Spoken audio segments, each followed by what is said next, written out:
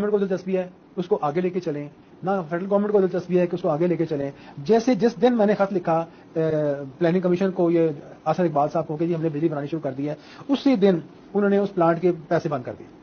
یہ خوشخبری سنتے ہی نا انہیں پہلا کام کیا کہ اس کے پیسے بند کرو, جیسے ہم کو جرم کر چکے ہم نے وہ کر دیا.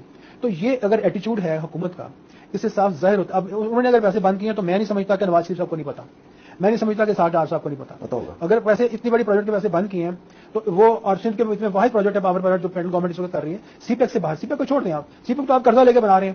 تو یہ چیز جو ہے یہ اگر آپ اتنی اچھی چیز ایک بنا رہے تھے جس میں سستی بجلی بنی تھی اور کوئی پولوشن نہیں تھی ہونی, تھر کے پورے ڈیزرٹ کو ہم نے برباد نہیں تھا کرنا دھوئیں کے ساتھ اور کھدائیاں کر کے گڑے مار توڑ کر کے, تو 7 روپے یونٹ ان کو بجلی ہم دینے کے لیے تیار تھے.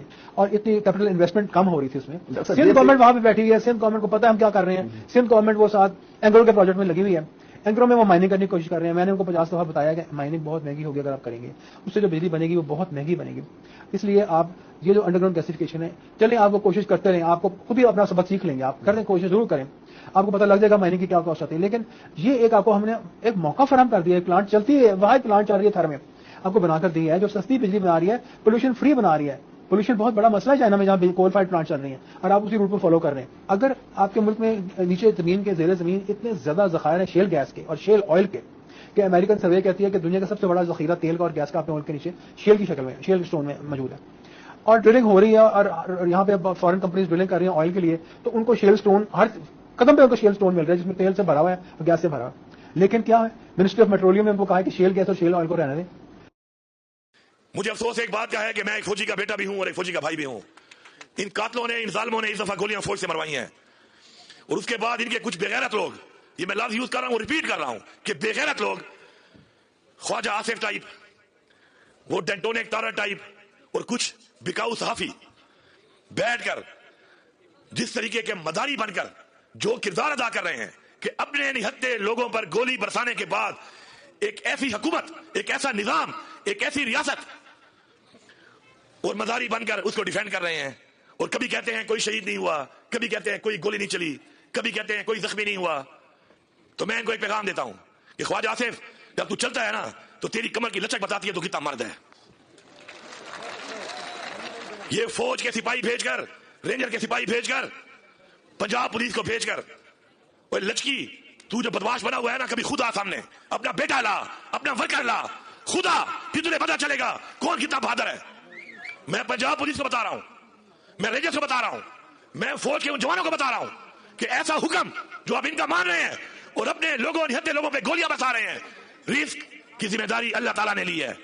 ایسے رزق میں لعنت ہے جو رزق میں قاتل بنا رہا ہے, جو رزق میں نہتوں پہ گولیاں برسوا رہا ہے. اپنے گھر میں جا کے اپنے بچوں کو بھی دیکھ لینا, اور یہ سوچنا کہ کل تمہارے بچے کے ساتھ ایسا ہو تو تمہارے گھر میں کیا گزرے گی, تمہارے خاندان میں کیا گزرے گی. ریاست کو ماں کا درجہ دیا گیا ہے, ریاست کو ماں کا درجہ دیا گیا ہے, اور یہ ریاست ماں کے بجائے قاتل بن کر اپنے لوگوں کو بغاوت پر مجبور کر رہی ہے. ہمارے ہتھے آج نہیں, آج سے پہلے بھی اتنی ہم نے جو مارچ کی ہیں اور ہم نے جو پروٹیسٹ کی ہیں, 100 کی تعداد میں پنجاب پولیس کے لوگ ہمارے ہتھے چڑھے, رینجر کے لوگ ہمارے ہتھے چڑھے, ویڈیو موجود ہے. ہم نے ان کو باحفاظت جانے دیا, بلکہ پہنچایا, کیونکہ ہم ان کو قوم کا بچہ سمجھتے ہیں. ہمیں احساس ہے اس بات کا, ہماری یہ تربیت ہے کہ وہ بھی کسی کے بچے ہیں, کسی کے شوہر ہیں, کسی کے بیٹے ہیں, کسی کے والدین ہیں.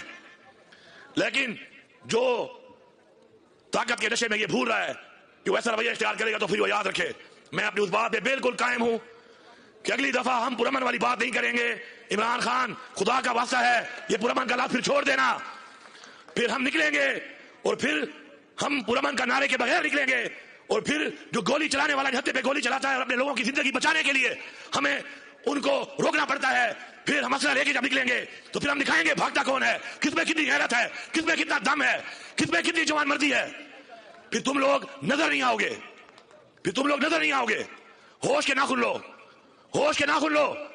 اگر تمہیں یہ فارم 47 پر مینڈیٹ چوری کر کے بھی اختیار ملا ہوا ہے تو یہ اختیار اگر تم اپنی عوام کے خلاف استعمال کر کے یہ سمجھتے ہو کہ یہ عوام بھیڑ بکریاں ہیں تو تمہاری یہ بھول ہے. یہ عوام تمہیں گریبان سے پکڑ کر ایسے گھسیٹ کے نکالے گی کہ تمہیں بنگلہ دیش بھی بھول جائے گا, تمہیں شام بھی بھول جائے گا.